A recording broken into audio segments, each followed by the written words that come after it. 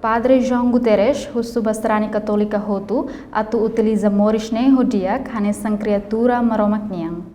Padre João Guterres, decano filosofia husi Instituto Superior Filosofia no Teologia, Jaime Garcia Goulart Dili, hato idane durante seminário e salão seminário maior Fatumeta Dili, terça-feira semana ne. Seminário ne halao o tema beleza no contexto do mistério da Páscoa. Padre João Guterres dehan durante ema ne moris hasuruk solok no terus uyui. Mai beten que agradece na fatin tamba maromak makatene no zere ema idedek ne moris. Moris ne importante no furak e furak ne larang ema descobre katak ema moris no mate solução atu hetak bit e Jesus ne terus no morisias.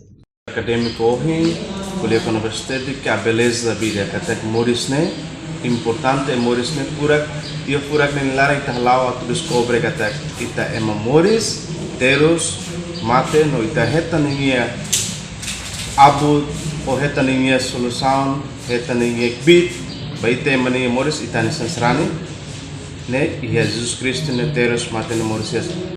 E a seminário Nemos marca a presença reitor ISFIT Justino Tanek, supervisor Madalena de Canosso no estudante Universidade Nacional Timor-Leste UNITELI, com o seminário ne presidente comissão organizador Tito Gomes actuir seminário ne sai motiva no hamet in lutan fiar.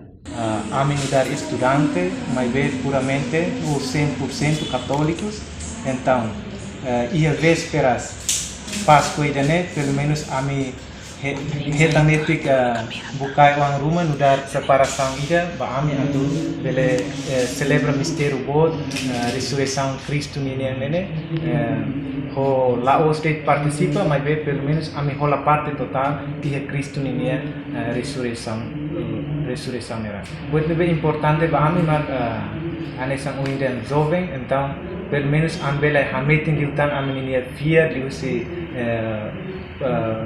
materi ser uine bela hamet ni utang ni fear unisa ambele fear rolos ia ressurreição Cristo nini.